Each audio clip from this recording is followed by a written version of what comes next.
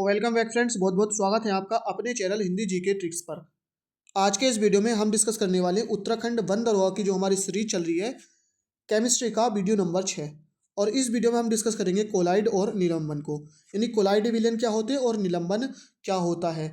और इससे पहले के वीडियो यानी केमिस्ट्री के 5 वीडियो और बायो यानी फिजिक्स के भी हम 5 वीडियोज़ अपलोड कर चुके हैं। अगर आपने नहीं देखे हैं तो डिस्क्रिप्शन में आपको लिंक मिलेगा, क्लिक करके देख सकते हैं। तो चलिए करते हैं आज का वीडियो शुरू। तो कोलाइड और निलंबन को हम डिस्कस करने वाले हैं। सबसे पहले बात करेंगे कोलाइड के बारे में। तो सबसे ज़रूरी बात, इसमें जो कणों का आकार होता है वो 10⁻⁻9 मीटर से 10⁻⁻7 मीटर होता है। अगर यहीं पे सेंटीमीटर आता है तो 10⁻⁻5 सेंटीमीटर से 10⁻⁻7 सेंटीमीटर होता है। एक बात और, अगर आपको नैनोमीटर आता है तो 1 नैनोमीटर से 100 नैनोमीटर क्या होता है, कोलाइड के कणों का आकार होता है। तो आकार आपको ध्यान रखना 10⁻⁻9 से 10⁻⁻7 होता है, या 10⁻⁻7 सेंटीमीटर से 10⁻⁻5 सेंटीमीटर। तो मीटर में आएगा तो ये, और सेंटीमीटर में आएगा तो ये क्या होता है, समागी के समान दिखने वाला विषमांगी मिश्रण होता है। यानी लगता तो ऐसा है जैसे समागी है, लेकिन होता ये एक विषमांगी मिश्रण है। इसे नग्न आंखों से नहीं देखा जा सकता, यानी सूक्ष्मदर्शी से इसके कणों को देखा जा सकता है। एग्जाम्पल है दूध, रक्त यानी खून, कोरा, स्याही, स्पंज। ये सारे के सारे क्या होते हैं, कोलाइड विलयन होते हैं। इसमें दो अवस्थाएं होती है। जैसे विलयन क्या होता है, उसमें विलेय और विलायक होता है। विलेय जो कम मात्रा में होता है, विलायक जो अधिक मात्रा में होता है। तो इसमें क्या होती है, एक परिक्षिप्त प्रवस्था होती है और एक परिक्षेपण माध्यम होता है। तो परिक्षिप्त प्रवस्था होती है विलेय, यानी कि जो कम मात्रा में होता है, और परिक्षेपण माध्यम होता है विलायक, जो अधिक मात्रा में होता है। अब बात करते हैं कोलाइडों के वर्गीकरण के बारे में। तो सबसे पहले बात करते हैं द्रव रागी और द्रव विरागी कोलाइड, ये क्या होते हैं। तो परिक्षेपण माध्यम इनमें क्या होता है, जल होता है। ये आपको ध्यान रखना है, एग्जाम में पूछा जा सकता है कि द्रव विरागी और द्रव रागी कोलाइड विलयनों में जो परिक्षेपण माध्यम होता है, यानी जो विलायक होता है, वो क्या होता है, जल होता है।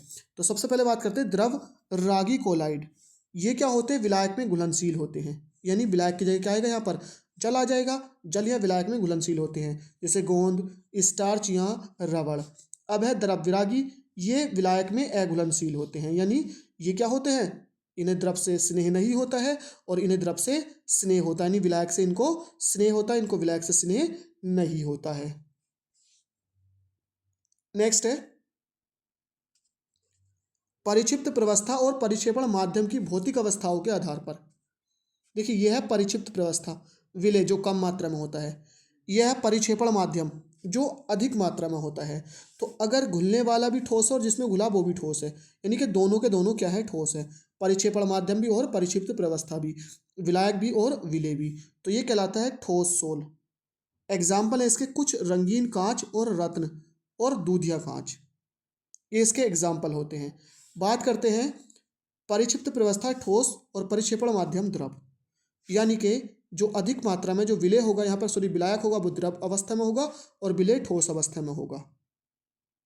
ये होता है पेंट, जो हम पेंट वगैरह करते हैं। कोशिका तरल, मिल्क ऑफ मैग्नीशिया और कीचड़, ये सारे के सारे किसके उदाहरण हैं, इसी के उदाहरण हैं, सोल के उदाहरण हैं। अब बात करते हैं परिक्षिप्त प्रवस्था ठोस और परिक्षेपण माध्यम गैस। ये इंपॉर्टेंट है, आपको ध्यान रखना है, ये इंपॉर्टेंट रहेगा। यहाँ पर क्या होता है, जो विलेय होता है वो ठोस होता है और जो विलायक होता है वो गैस। इसको कहते हैं एरोसोल। एरोसोल का उदाहरण है धुआं। धुएं में क्या होता है, आपने देखा होगा जो पार्टिकल्स होते हैं बड़े बड़े, वो ठोस अवस्था में होते हैं।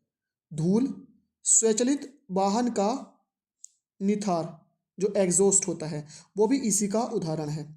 नेक्स्ट है द्रव होगा परिक्षिप्त प्रवस्था यानी विलेय, और ठोस होगा विलायक, इसको कहते हैं जेल।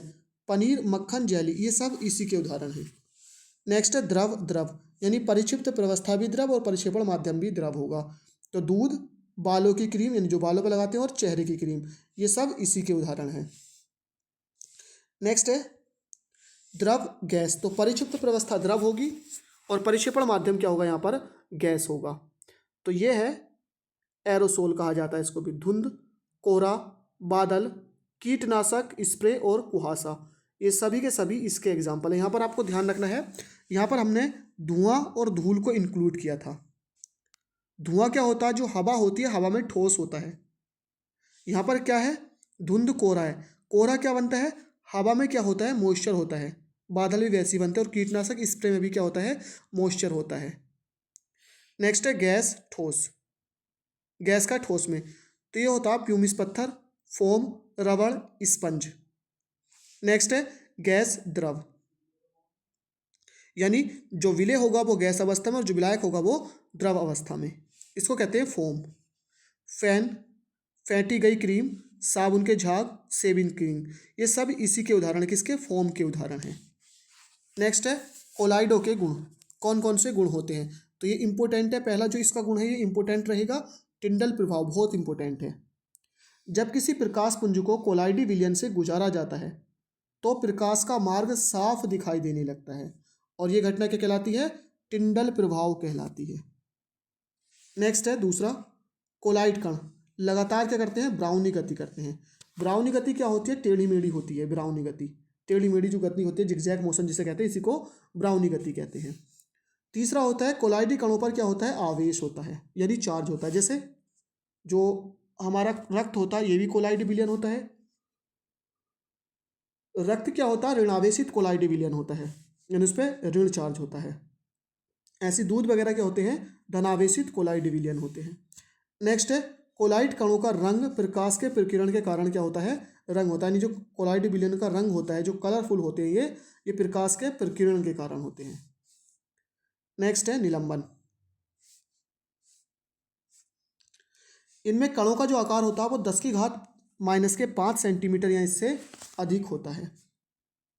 उसके कणों का आकार क्या था, 10⁻⁻7 सेंटीमीटर से 10⁻⁻5 सेंटीमीटर, और निलंबन का उससे बड़ा होता है।